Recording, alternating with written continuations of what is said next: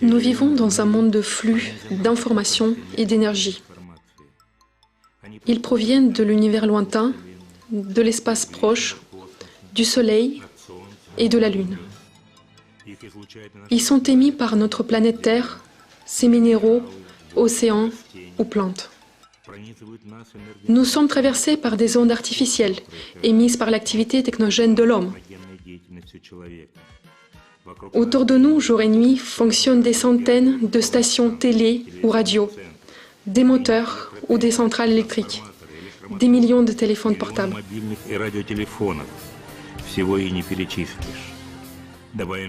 Ajoutons à cela des vibrations provenant des êtres humains, des animaux ou des aliments. Ces flux d'énergie invisibles agissent sur notre organisme durant toute notre vie, de façon destructrice ou harmonisante.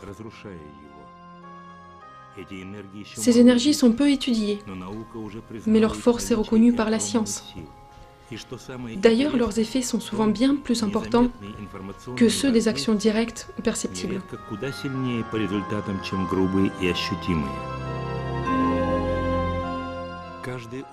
Chaque organe, chaque cellule du corps humain a sa propre fréquence. En résonance avec les champs extérieurs, ils réagissent à leurs effets. Quand nos cellules reçoivent l'énergie réparatrice, elles deviennent résistantes aux facteurs négatifs. Alors on dit que la personne est en bonne santé, pleine d'énergie et de projets d'avenir. Mais quand les vibrations nous sont étrangères, elles peuvent déséquilibrer et mener au péril l'organisme le plus sain et le plus robuste. Jeunes, nous faisons face à ces influences, en utilisant les réserves de force données par la nature. Mais en vieillissant, quand l'énergie intérieure tend à se tarir, la résistance de l'organisme diminue, nous commençons à accumuler des problèmes de santé. Passionné par le progrès technique, l'homme d'aujourd'hui, soi-disant civilisé, a oublié qu'il faisait partie intégrante de la nature. Détaché de la nature, il ne vit plus en harmonie avec elle.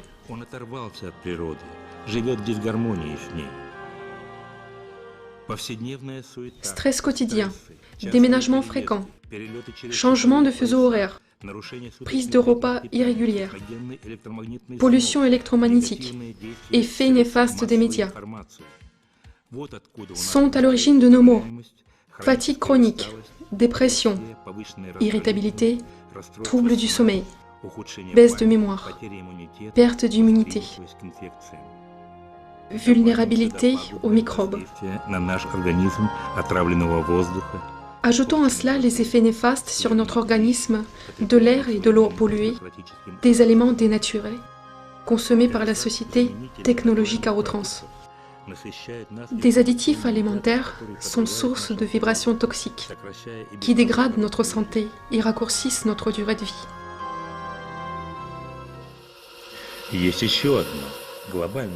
Un autre problème global, c'est le changement cosmophysique. On constate l'accélération du champ magnétique terrestre. La fréquence vibratoire de la Terre, qui était en harmonie avec le cerveau humain pendant des siècles, est devenue instable. Sous nos yeux, le climat change. Il n'est pas facile de s'y adapter. Nombreux sont ceux qui en souffrent. Confronté à de telles attaques, l'organisme est contraint de se surpasser constamment. Existe-t-il une solution à cette situation ?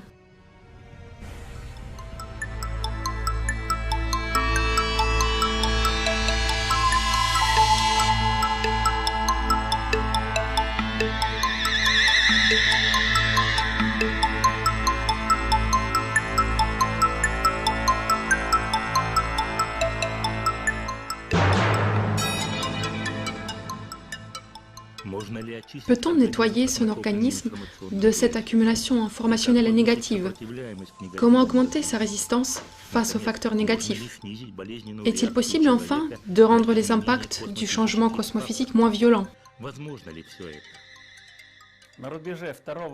Au tournant du 3e millénaire, la science est arrivée à une nouvelle compréhension du processus de guérison chez l'homme. C'est dû à la compréhension des interactions énergétiques et informationnelles entre l'homme et son environnement. Alexandre Stepanov, académicien à l'Académie des sciences naturelles de Russie, docteur en médecine, professeur, collaborateur scientifique supérieur à l'Institut national de l'écologie et de l'environnement de la Fédération de Russie.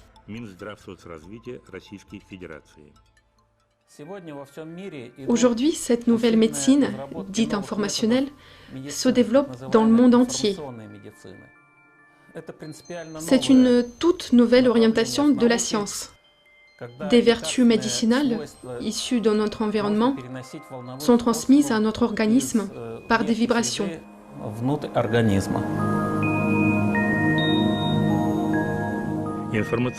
La médecine informationnelle n'attaque pas l'organisme avec des substances étrangères. Elle apporte à notre corps l'information qui normalise la structure du sang, de la lymphe, de tous les liquides de l'organisme en général. Par conséquent, l'immunité augmente et l'organisme résout lui-même ses problèmes.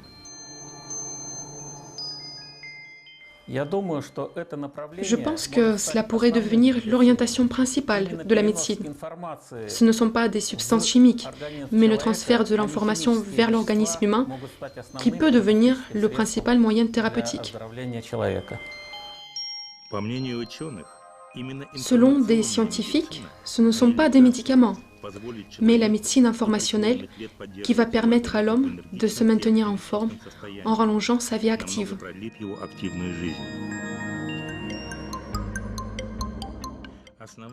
C'est la nature elle-même qui a soufflé à l'homme les idées fondamentales de la médecine informationnelle. Depuis les temps anciens, les gens ont repéré des endroits sur Terre où viennent se reposer les animaux, où les arbres et les plantes se développent mieux. Après avoir visité ces endroits, s'y être baigné ou avoir simplement bu de l'eau, les gens reprennent rapidement des forces, les malades se rétablissent, les femmes infertiles mettent des enfants au monde. Ces endroits, on les appelle parfois des lieux de force. Ils ont pendant des siècles bénéficié d'une renommée légendaire. Des pèlerins y ont toujours recherché la guérison. Aujourd'hui, les scientifiques ont trouvé des raisons à ces effets miraculeux. Ce sont les flux d'énergie et d'informations provenant des couches profondes de la Terre qui ont une importance capitale. Il s'avère que la plupart de ces lieux de force se trouvent au-dessus des zones de rupture dans l'écorce terrestre. C'est à travers ces failles que la Terre se débarrasse de l'excédent de son énergie. C'est pourquoi ces lieux sont d'un niveau énergétique supérieur. Ce n'est pas un hasard si nos aïeux y ont installé des sanctuaires. Aujourd'hui, dans de nombreux lieux de force, on peut voir d'anciens édifices de culte, mégalithes, dolmens, labyrinthes de pierre, spirales. Ces constructions primitives ne sont pas si simples. Leur forme, leurs matériaux et même leur orientation dans l'espace sont loin d'être aléatoires. D'après des chercheurs, de tels édifices augmentent la capacité énergétique du lieu où ils se trouvent et fournissent aux canaux énergétiques de la Terre des qualités particulières. Sans même se rendre compte du mécanisme de la guérison, mais à travers des sensations inhabituelles, ou simplement de par leur foi, les pèlerins cherchent à bénéficier de l'énergie miraculeuse. Certains ramènent en souvenir une pierre, de l'eau chargée des forces de ces lieux, de la terre. Certains estiment que leurs talismans, emmenés sur ces lieux de force, deviennent miraculeux. Superstition? Qui sait? Aujourd'hui, on sait que les objets ramenés de ces lieux de force gardent une mémoire de cet endroit. Ainsi, les objets ramenés de ces lieux ont les mêmes pouvoirs, même si c'est dans une moindre mesure. Mais ils ne gardent pas cette information longtemps. Le talisman se décharge progressivement et perd ses pouvoirs guérisseurs. Les scientifiques se sont interrogés s'il était possible d'élaborer un matériau spécial, qui, tel un CD ou un disque dur, puisse garder cette information de façon illimitée.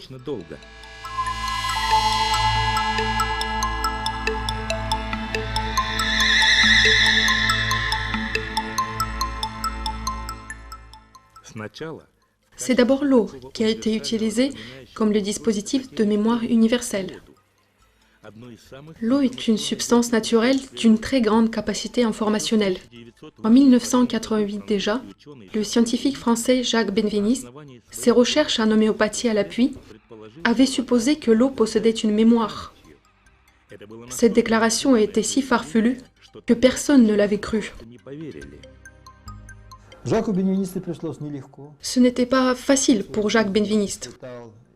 Il a subi dans sa vie et des pressions et des moqueries. Et lorsqu'il est arrivé à Moscou, nous nous sommes rencontrés au ministère de la Santé.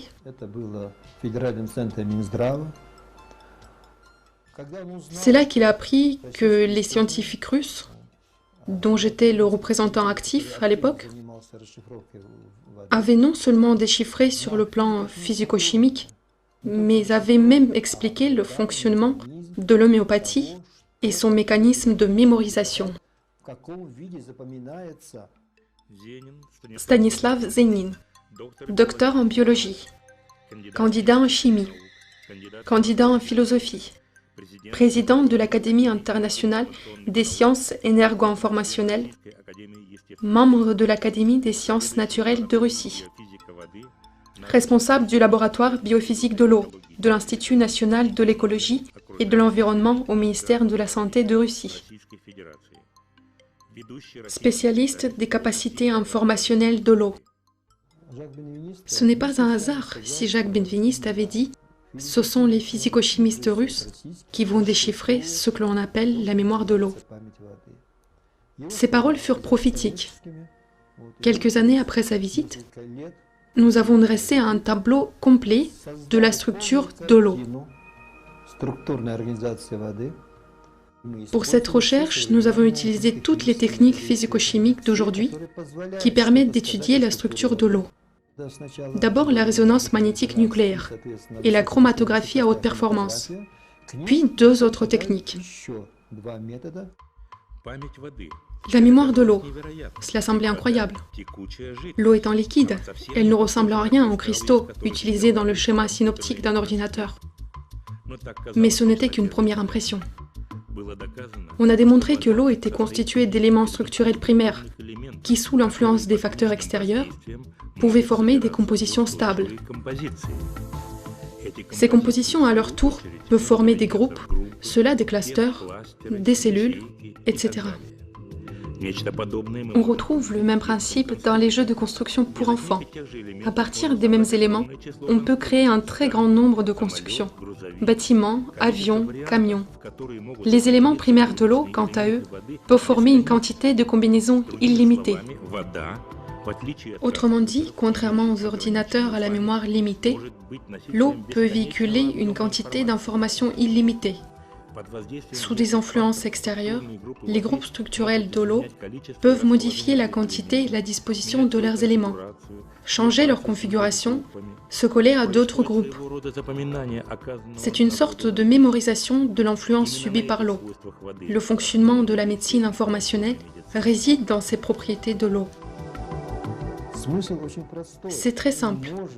En modifiant la façon dont les éléments de la cellule de l'eau interagissent ou se positionnent les uns par rapport aux autres, nous pouvons modifier les propriétés de l'eau de telle manière que cela entraînera des changements dans les processus chimiques et physiologiques. C'est une façon de maîtriser notre organisme. Le rôle de l'eau dans l'organisme humain est inestimable. L'eau est le premier capteur de l'information provenant de l'environnement. Elle réagit fortement aux effets extérieurs en modifiant sa structure. Et les changements structurels de l'eau véhiculent cette information sur le plan cellulaire, en agissant de façon positive ou négative sur l'organisme.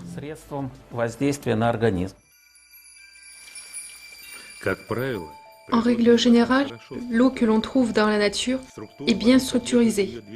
La structure de l'eau est maintenue par son mouvement ininterrompu à travers la nature. Mais l'eau que nous buvons est la plupart du temps éloignée de la nature. L'eau des canalisations a subi un traitement et a perdu sa structure indispensable à l'homme.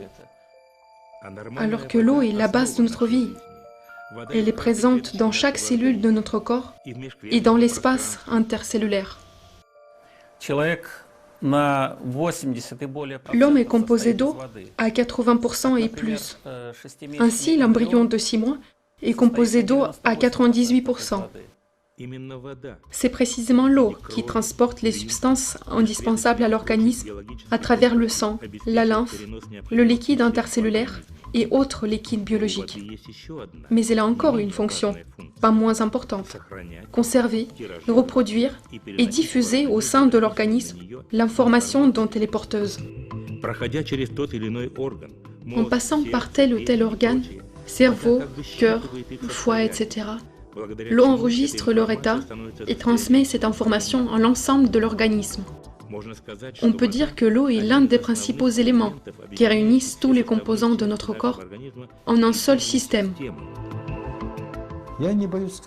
Je n'ai pas peur de le dire.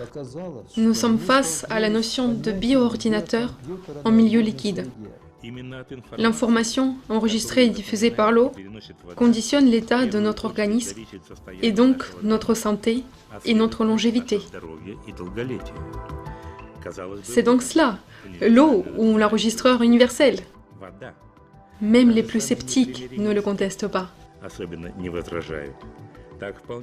Ainsi, on peut aisément constituer une mémoire de l'eau, mais uniquement une mémoire à court terme. Sous l'influence des facteurs extérieurs, la construction de l'eau ainsi créée se désagrégera rapidement. Là-dessus, les sceptiques ont raison. L'eau enregistre parfaitement l'information, mais ne peut pas la conserver longtemps. C'est une loi très simple, mais universelle. Ce qui assimile facilement, oublie aussi facilement. Grâce à sa perméabilité à l'information, l'eau est un excellent intermédiaire, mais en aucun cas un support d'enregistrement durable. Les rayonnements extérieurs ou le simple fait de réchauffer l'eau ont pour conséquence d'altérer, voire d'effacer complètement, l'information enregistrée. Mais les scientifiques ont persévéré, et leurs recherches ont enfin porté leurs fruits.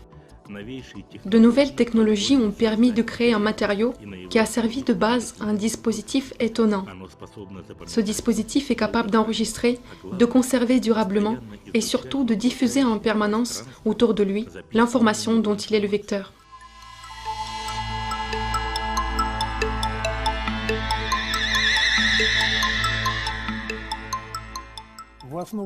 Notre appareil a été fondé sur les idées développées par les physiciens ingénieux du siècle passé, Nikola Tesla, Victor Schauberger, Sergueï Koltsov, diplômé de l'université d'État Lomonosov de Moscou. Il a longtemps travaillé dans le milieu aérospatial militaire. S'est consacré au système de navigation des vaisseaux spatiaux. Il a participé aux travaux sur la création du vaisseau spatial réutilisable Buran. Auteur du correcteur d'état fonctionnel de l'objet biologique. L'un des premiers à avoir découvert ces ondes étranges était le grand physicien Nikola Tesla. C'est arrivé il y a plus de 100 ans. Tesla a appelé ces ondes l'énergie radiante. Il a découvert que ces ondes, plus tard on les appellera ondes longitudinales ou ondes scalaires, étaient capables de se propager à une vitesse supérieure à celle de la lumière. Cette découverte était si différente des visions de la physique traditionnelle que les scientifiques ont préféré la taire. Plusieurs années plus tard, la découverte de Tesla fut presque oubliée. Seuls les établissements scientifiques de la défense et l'élite financière mondiale s'en souvenaient encore. Contrairement aux ondes électromagnétiques, bien connues des physiciens, les ondes longitudinales interagissent d'une toute autre manière avec l'environnement et surtout avec notre organisme. On a compris que l'échange d'informations dans tous les systèmes vivants se faisait à l'aide des ondes longitudinales. C'est sur ces fréquences que communiquent nos cellules. Et le principal résonateur au sein de ces cellules n'est rien d'autre que la double spirale ADN. Des recherches intensives secrètes dans ce domaine ont débuté dans le monde. Des résultats pratiques ont été obtenus. Depuis plus de 2 décennies, les plus riches et les plus influents représentants de la société mondiale utilisent les études secrètes sur la médecine informationnelle pour améliorer leur santé, augmenter leur longévité et se maintenir en bonne forme physique. Alors même que pour un certain nombre de raisons, et essentiellement à cause des grands lobbies pharmaceutiques, ces études ne sont pas divulguées. Mais tôt ou tard, tout secret éclate au grand jour. Aujourd'hui, la connaissance des ondes longitudinales et du champ magnétique scalaire, ainsi que leur usage dans la médecine informationnelle, deviennent progressivement l'apanage du monde scientifique. On connaît déjà des particules susceptibles de se déplacer à une vitesse supérieure à celle de la lumière. On dit de plus en plus souvent que ce sont précisément les ondes longitudinales et le champ magnétique scalaire qui sont la base de l'interaction informationnelle dans notre environnement naturel, comme dans tout l'univers. C'est grâce à eux que les organismes vivants interagissent entre eux et reçoivent des informations de l'extérieur. Ce sont les travaux du grand physicien russe Gennady Nikolaïev qui ont fait la lumière sur cette question. Il a formulé l'idée de l'existence de la composante scalaire du champ magnétique. Si on laisse de côté les détails scientifiques, Nikolaïev a proposé au début des années 80 un moyen relativement simple de générer les champs scalaires. Des fabricants moscovites ont utilisé cette découverte dans la création d'un appareil unique, susceptible d'enregistrer et de diffuser l'information transmise par les ondes longitudinales. La conception de l'appareil a été facilitée par les connaissances actuelles sur les propriétés de ces ondes, ainsi que par les travaux effectués sur les systèmes cosmiques. Les recherches ont montré que les champs de masse volumique qui se créent autour de cet appareil ont une propriété étonnante. Ils aident à contrebalancer les effets des champs géopathogènes extérieurs, de sources naturelles et technologiques. Nous l'avons vérifié sur des structures cellulaires, en particulier sur l'agglutinement des cellules érythrocytaires dans le sang, sous l'effet d'un téléphone portable. Les cellules érythrocytaires ne se collaient pas et il n'y avait pas de réaction de choc. Toute source de perturbation de l'appareil provoque sa réaction en retour. Et plus la source de perturbation est forte, plus sa réaction est violente. L'appareil fonctionne jusqu'à ce que les rythmes biologiques de l'homme soient en accord avec les rythmes de la Terre. Lorsque le problème est résolu, l'appareil s'arrête. Le problème revient et l'appareil se remet en marche. Naturellement, on s'est demandé s'il était possible d'utiliser les champs scalaires non seulement pour diminuer les effets néfastes, mais pour agir également de façon bénéfique sur l'organisme humain. Et c'est également possible.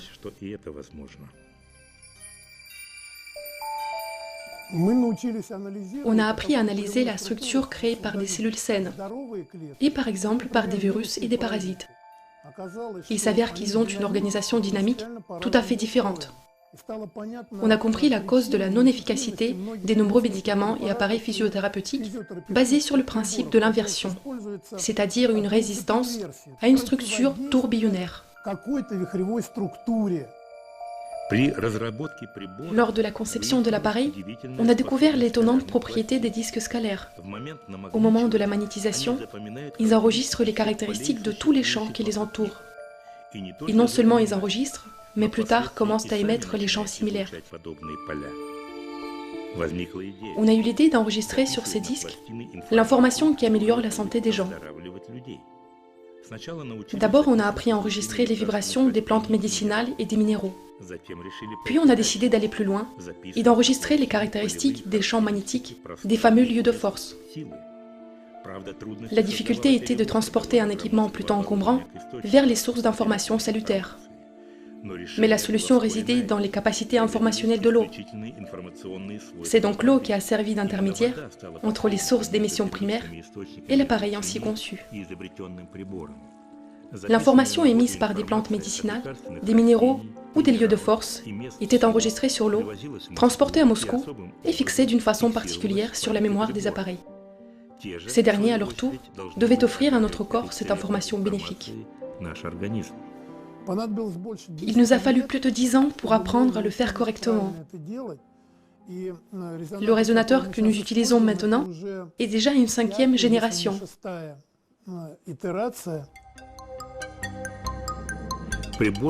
Cet appareil synchronise les rythmes intérieurs de l'organisme humain avec les rythmes extérieurs du champ magnétique terrestre et les rythmes des rayonnements cosmiques. L'appareil a une particularité, il n'a pas d'alimentation électrique et puise l'énergie dans son environnement.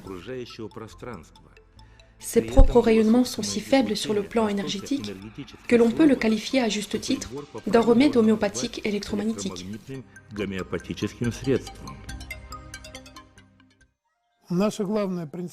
Ce qui nous différencie surtout des appareils physiothérapeutiques, c'est que nous agissons sur l'être humain non pas par la force ou la puissance, mais avec de la pure information.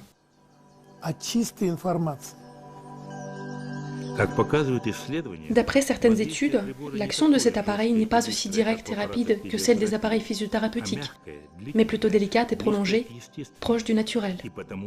C'est pourquoi elle ne perturbe pas, mais rééquilibre le fonctionnement de l'organisme. Étant donné qu'autour de notre appareil se crée un champ volumique très bénéfique à l'organisme, nous l'avons appelé le correcteur d'état fonctionnel. Le CEF.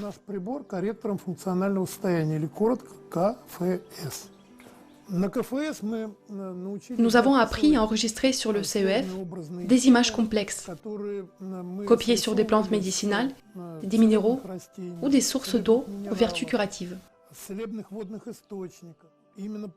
C'est la raison pour laquelle le CEF a un effet bénéfique sur l'organisme humain. Ce n'est pas un placebo, et cela se vérifie par toute forme de diagnostic et de recherche médicale. Il est à noter que nous avons délibérément sélectionné des plantes et des minéraux qui nous sont proches par leurs caractéristiques fréquentielles et leurs vibrations.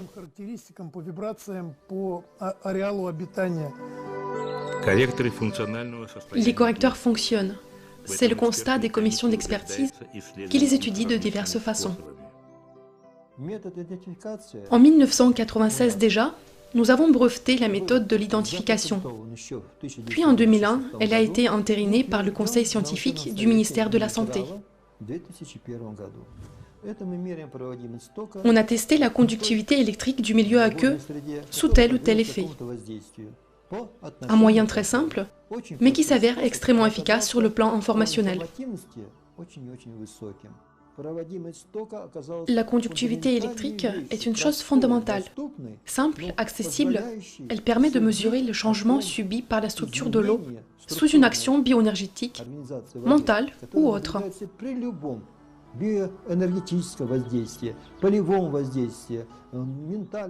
Pour la première fois depuis 2001, on a eu l'autorisation officielle de tester les différents appareils destinés à améliorer notre santé.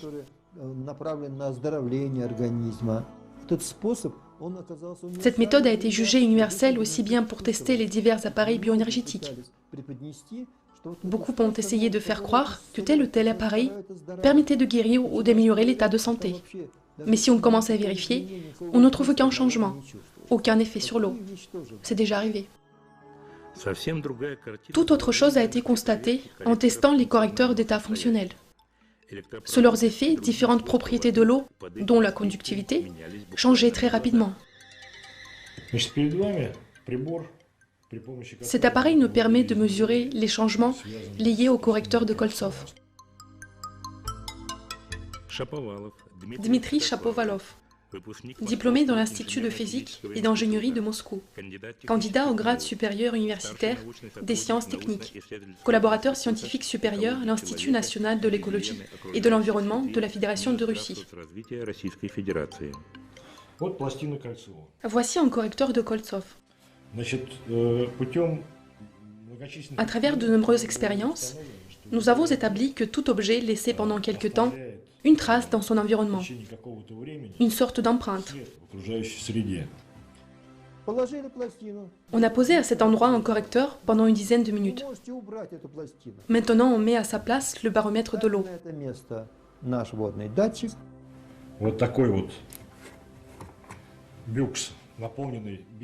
Ce récipient rempli d'eau distillée y est resté également près de 15 à 20 minutes. Pendant ce temps, l'empreinte informationnelle a été transmise à l'eau. on obtient le même effet qu'avec l'appareil lui-même. De nombreux exemples montrent un changement de combinaison des éléments structurels. Les enregistrements de l'appareil montrent à quel point sa structure a changé. La tendance de son mouvement, qui est soit stimulée, soit ralentie. Ou bien les deux apparaissaient de façon harmonieuse. L'effet réel des correcteurs sur les milieux aqueux a été démontré par d'autres moyens. Bien sûr, on était conscient qu'une seule méthode était insuffisante.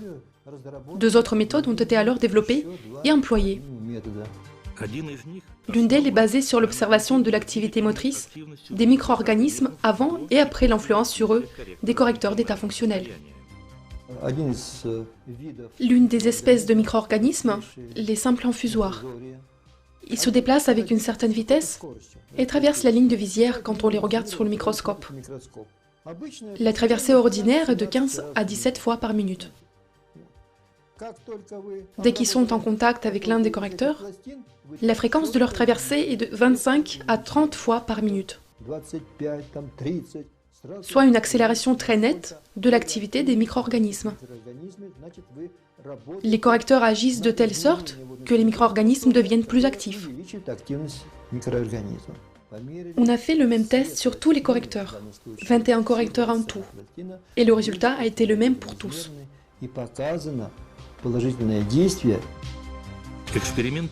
Les expériences ont montré que sous l'influence des correcteurs d'état fonctionnel, les micro-organismes augmentaient leur résistance aux effets négatifs. Chez l'homme, les globules rouges devenaient plus actifs. Nous avons vérifié l'action du CEF sur le milieu aqueux, notamment sur l'eau, le liquide aminoacide, le sérum physiologique, des solutions à base de plantes, à base d'alcool, etc. Tatiana Starikova est responsable du laboratoire de biochimie au Centre fédéral clinique, scientifique et expérimental des méthodes traditionnelles du diagnostic et du traitement du ministère de la Santé publique de la Fédération de Russie. Auteur de plus de 150 inventions, inventeur émérite de l'URSS, du ministère de la Défense, du ministère de la Santé, honoré du grade du meilleur inventeur de Moscou. Un verre était posé loin du CEF, un autre verre sur le CEF. Ensuite, on a pris des mesures. Nous avons observé une différence significative dans tous les milieux traités. Le liquide traité par le CEF était sensiblement différent du liquide non traité, sur tous les paramètres. Le pH, le potentiel d'oxydoréduction, le spectre infrarouge, etc. Tous ces paramètres avaient changé. Pour tester les correcteurs, on a utilisé la méthode unique consistant à diagnostiquer l'état des systèmes aqueux au sein d'un organisme. Nous voulions observer les effets des correcteurs d'état fonctionnel sur le milieu biologique de l'homme. En particulier, le sang, l'urine et la salive. La salive est l'un des indicateurs universels de l'état de santé de l'homme. On peut juger de l'état de santé d'un homme à la structure de sa salive. Voici à quoi ressemble la salive d'un homme sain. Comme on le voit ici, sa salive a une structure très organisée, semblable au cristal liquide. Sur l'image suivante, la salive d'un homme malade. On voit parfaitement que sa structure est à moitié détruite. L'action du CEF a été testée aussi bien en traitant directement la salive de l'homme qu'en agissant sur tout son organisme. Dans le premier cas, considérant seulement les effets sur la salive, les caractéristiques étaient plus évidentes. Et en prenant l'homme dans son ensemble, de très nombreux facteurs s'en mêlaient.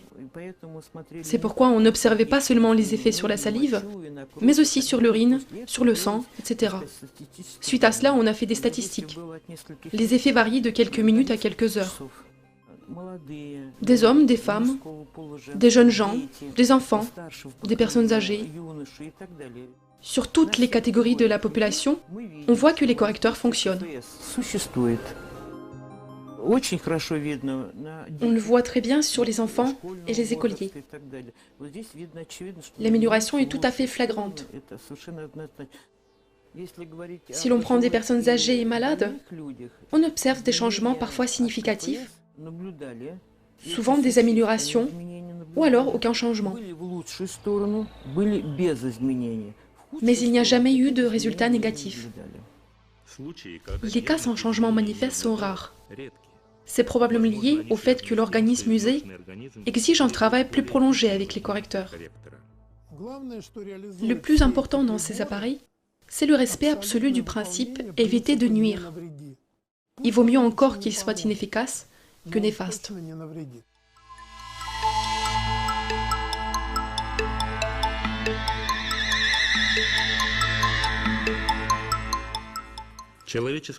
Le sang humain est un liquide saturé de particules chargées. C'est un électrolyte très sensible aux champs électromagnétiques extérieurs. Ils sont partout autour de nous. Lignes à haute tension, réfrigérateurs, ascenseurs, lave-linge, aspirateurs, four à micro-ondes, ventilateurs, sèche-cheveux, téléviseurs et ordinateurs, moteurs des voitures à marche et beaucoup d'autres. Tout cela crée un véritable smog électromagnétique, extrêmement néfaste pour notre organisme. L'action bénéfique des correcteurs d'état fonctionnel est bien visible sur les images du champ biologique de l'homme. Même 30 minutes d'utilisation du CEF suffisent pour que l'aura, endommagée par les ondes électromagnétiques, se reconstitue de façon significative.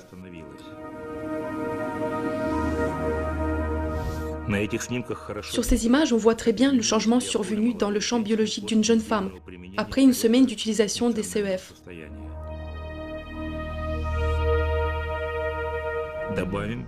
Le champ de masse volumique qui se crée autour des correcteurs permet d'atténuer considérablement les effets néfastes de la pollution électromagnétique et des zones géopathogènes. Le CEF est un appareil intéressant. Il ne fait pas écran au champ extérieur, mais transforme le flux de rayonnement extérieur en structure, proche des structures cellulaires. Plus les caractéristiques fréquentielles de l'organisme ou de l'environnement diffèrent de ce qui est enregistré sur le CEF, plus le CEF répond en essayant de transformer ce flux en structure convenable. Lorsqu'il n'y a pas de discordance, le CEF s'arrête de fonctionner. Cela ne signifie pas qu'il est éteint à jamais. Il surveille les champs autour de lui et se remet en route dès qu'il y a une nouvelle discordance. Le correcteur d'état fonctionnel est avant tout un moyen préventif. C'est un appareil qui permet à l'homme de ne pas être malade. Le rôle du CEF est d'optimiser l'état des liquides dans l'organisme et d'accroître son immunité. Ainsi, notre organisme lui-même fera face aux infections et autres intrusions.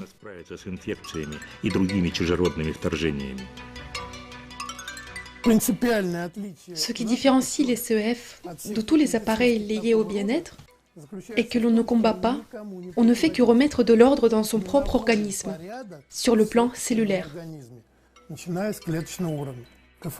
Le CEF ne combat rien, mais remet de l'ordre au sein de l'organisme, de sorte que toute structure étrangère est ignorée. D'où le renforcement de l'immunité et de la résistance de l'organisme. Les forces augmentent et avec elles la qualité de vie. Autrement dit, le correcteur d'état fonctionnel est un stimulateur immunitaire puissant. Par ailleurs, il remplit d'autres fonctions. Par exemple, l'eau structurisée à l'aide d'un CEF aide l'organisme à lutter contre la déshydratation et le vieillissement des cellules. C'est ce que confirment les médecins qui utilisent les correcteurs d'état fonctionnel. Quelle que soit la série à laquelle ils appartiennent, tous les correcteurs structurisent l'eau. L'eau en général, l'eau contenue dans l'alimentation, dans les objets biologiques, y compris en vous et moi.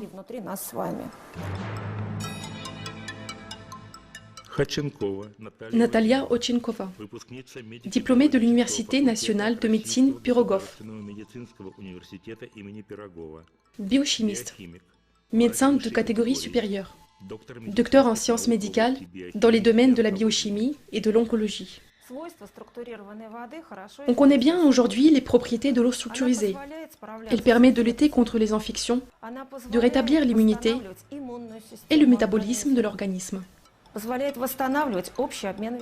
Le liquide mésomorphe au sein de l'organisme lui permet de lutter contre les effets négatifs des rayonnements électromagnétiques.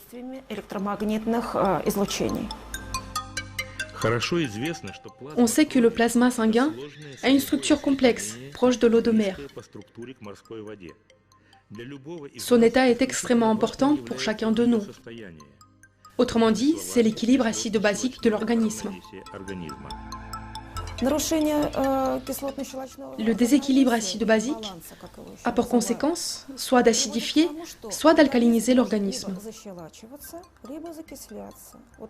L'acidification conduit au développement de la plupart des processus pathologiques du corps humain.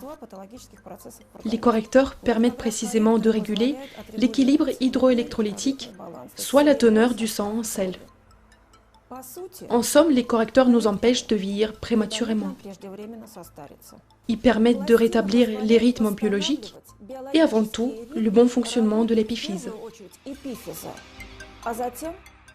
Puis on met en route et rétablit tous les processus de métabolisme que nous avons.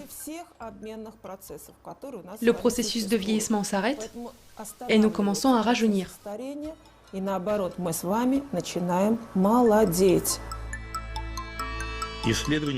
D'après une étude réalisée sur les milieux aqueux structurisés à l'aide des CEF, les micro-organismes ne se développent pas dans ces milieux, le sel ne s'y dépose pas et les toxines sont neutralisées. Partant de là, on a élaboré la série bleue des correcteurs. Et même si tous les CEF de cette série sont universels et harmonisants, chacun d'eux a ses spécificités. Certains ont une fonction antiparasitaire prédominante. À l'aide de ces appareils, ou plutôt grâce aux champs scalaires, on crée des conditions très favorables aux cellules saines. Il s'avère que dans ces champs, les virus et les parasites ne peuvent pas survivre longtemps. Soit ils s'en vont, soit ils meurent. On a décidé d'utiliser les propriétés du CEF dans l'industrie. Ainsi, dans certaines usines de lait, afin de ralentir le développement de la microflore dans le lait et le kéfir, on a commencé à placer les correcteurs sous de grands récipients. Le résultat a dépassé toute attente. En été, si le lait fermente dès le 2e jour, structurisé à l'aide d'un CEF, il ne fermente même pas le 3e jour. Il en va de même de l'utilisation du CEF au quotidien. Si vous posez des éléments rapidement périssables sur le correcteur, ils se conserveront plus longtemps par temps chaud. La série bleue contient un CEF spécial qui nettoie l'organisme de tous les parasites morts, des déchets et d'autres substances nocives. Nombre de correcteurs ont une portée hormonale. Ainsi, le CEF numéro 3 normalise la sécrétion d'hormones féminines et brûle efficacement l'excès de graisse. Le tissu se densifie, les graisses se transforment par des réactions biochimiques en glucides et protéines. Ce sont les éléments d'énergie et de construction des cellules. On ne perd pas toujours du poids, mais change toujours de taille. Les CEF pour hommes, à part qu'ils brûlent les graisses, augmentent le niveau de testostérone dans le sang et aident à lutter efficacement contre des problèmes urologiques.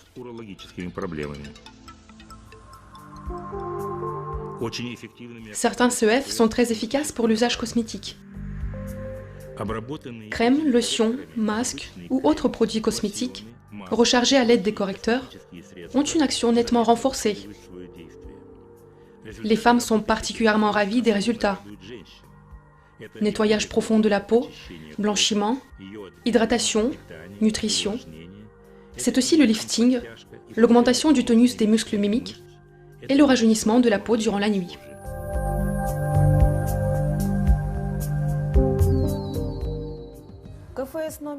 Le CEF numéro 5 agit sur la zone du cerveau responsable de l'accoutumance et des mauvaises habitudes. C'est pourquoi il vient à bout de tout type de dépendance. En 3 ans de travail avec les correcteurs, nous avons un nombre d'exemples importants où les gens arrêtent de boire ou de se droguer. La consommation de cigarettes diminue. Une place particulière est occupée par la série des correcteurs, appelée série verte. Lors d'une expédition spéciale, on a copié les informations contenues dans les lieux de force les plus puissants. Les caractéristiques fréquentielles recueillies dans ces lieux de force viennent des coins les plus reculés de la Russie. Dolmen du Caucase du Nord, site archéologique Archaïm, massif d'Oural, différents lieux de force de Iakoutie, échantillons d'eau en provenance des endroits saints de l'Extrême-Orient, du centre de la Russie, de l'Altaï. Des expériences menées dans les différents établissements scientifiques ont montré que l'influence exercée par les correcteurs sur les milieux aqueux et les organismes vivants était quasiment identique à l'influence exercée par la source même dont ils véhiculent les informations. Le CEF dans la poche, c'est comme si on avait son propre lieu de force qui programme l'organisme à retrouver ses propriétés perdues, à renforcer son système immunitaire, à rajeunir et à se guérir lui-même.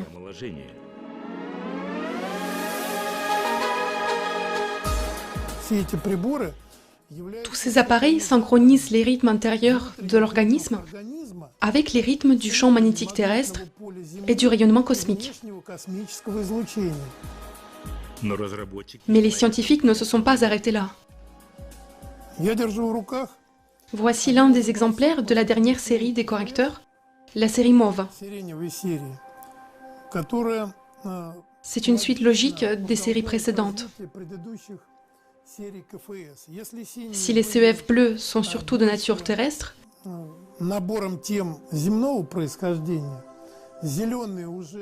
et les verts forment une sorte de transition entre le terrestre et le cosmique, la série MOV, elle, a été conçue spécialement pour permettre à l'organisme humain de mieux s'adapter à tout cataclysme cosmique.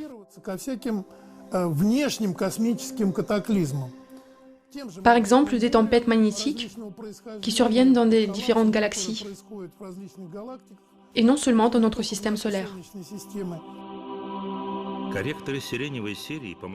Les correcteurs de la série MOV aident les gens dans leur pratique spirituelle et leur perfectionnement moral.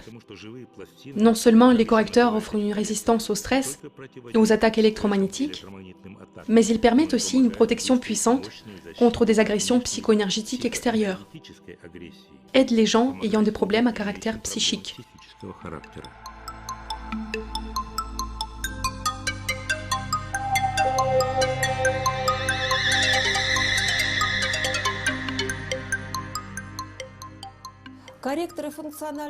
Les correcteurs d'état fonctionnel sont très faciles d'utilisation. N'importe quel correcteur peut être utilisé pour structuriser l'eau et lui transmettre toutes les informations inscrites sur ce même correcteur. C'est un traitement systémique par l'eau de tous les milieux internes de l'organisme. Dans le monde actuel, le problème de la qualité de l'eau est crucial. Morte, ayant perdu sa structure primaire, l'eau du robinet ou l'eau en bouteille, consommée par un citadin d'aujourd'hui, est si éloignée de l'eau naturelle et vivante par ses propriétés qu'elle devient la source du déséquilibre de l'organisme. Mais si cette eau est activée, structurisée à l'aide d'un CEF, elle devient un harmonisateur puissant de l'organisme. Pour structuriser l'eau ou une autre boisson, il suffit de placer le correcteur au-dessus ou en dessous d'un récipient pendant quelques minutes seulement. La technique d'utilisation des CEF pour structuriser de l'eau, de la nourriture, du gel, peu importe. Comme exemple, je vais montrer ce qu'il faut faire avec l'eau. Voici une bouteille d'eau. Il faut la laisser sur le CEF maximum 2 à 3 minutes. La structure de l'eau sera déjà modifiée. Il en est de même des éléments solides, car quelle que soit leur densité, ils contiennent tous de l'eau. Ainsi, c'est l'effet du champ de masse volumique qui structurise justement les milieux aqueux. Pour une structurisation plus rapide, il est préférable, si possible, de secouer légèrement le récipient, comme ça, et d'ouvrir le bouchon. Ça ira plus vite. À l'aide des correcteurs, on peut prendre des douches ou des bains structurisés.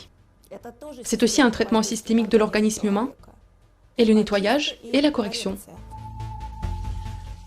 En prenant un bain ou une douche, placez l'appareil sur un tuyau ou le robinet. Le CEF structurise le flot d'eau très rapidement, presque instantanément. Pour structuriser l'eau d'une baignoire déjà remplie, il suffit d'y verser un demi-litre d'eau qui vient d'être préparée à l'aide d'un CEF et de tout bien mélanger. Encore une chose, évitez de mélanger les informations des différents CEF. Placez votre récipient sur un seul correcteur à la fois, pour que le sens du message soit clair. Le CEF aide aussi bien localement. Il est conseillé de le porter près des zones à problème pendant de longues durées, en l'accrochant par exemple aux vêtements. Les correcteurs sont particulièrement efficaces en cas de fracture. Lorsque l'on applique le CEF numéro 7 sur une fracture, directement sur le plâtre, la régénération de l'os est environ 2 semaines plus rapide qu'en temps normal. De plus, le CEF numéro 7 soulage très vite la douleur et permet au calcium de pénétrer là où il faut, accélérant la soudure des os. En outre, on ne constate pas de lésions osseuses. Et avec le temps, la fracture n'est plus visible sur les radios. On peut porter les CEF dans une poche ou autour du cou, au niveau du plexus solaire. On peut les porter près des zones à problème, c'est-à-dire au niveau d'un organe malade, à la surface du corps. On peut les porter dans les poches, dans les sacs, partout. On peut avoir sur soi plusieurs CEF. J'en ai un dans chaque poche et ce n'est pas gênant.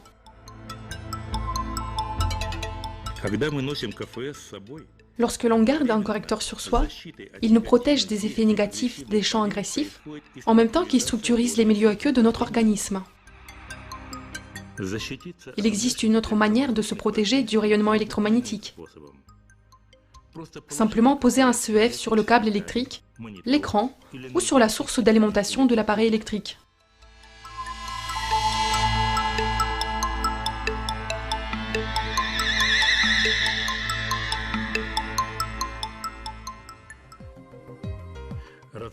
La conception, le réglage et le contrôle des correcteurs d'état fonctionnel ont duré plusieurs années. Aujourd'hui, ils sont utilisés et recommandés par des consommateurs très variés. Les travailleurs intellectuels en tirent un grand profit, car le CEF équilibre l'activité des deux hémisphères du cerveau, améliore la circulation sanguine du cerveau, active les capacités artistiques.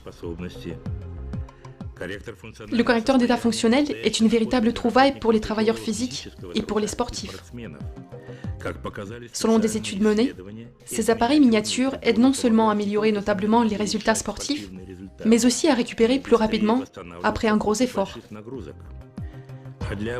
Et pour toute autre personne, le correcteur d'état fonctionnel est un excellent bioénergothérapeute de poche qui apporte dans sa vie énergie et optimisme.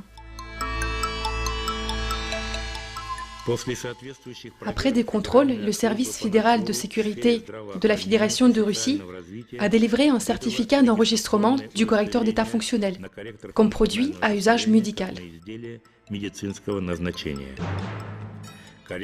Le correcteur d'état fonctionnel a été reconnu de façon officielle et il fonctionne, harmonise l'organisme, protège contre la pollution électromagnétique, renforce le système immunitaire, prévient le vieillissement prématuré. Une autre observation intéressante, l'action du CEF peut être intensifiée par notre conscience. En effet, les correcteurs fonctionnent dans le même diapason que nos pensées. Cela veut dire que si vous ne croyez pas en cette méthode, si comme disent les bioénergothérapeutes vous la bloquez, vous obtiendrez un effet moindre. La simple condition connue de tous les médecins, le fait qu'il faut croire en la guérison, est ici traduite sur le plan physico-chimique.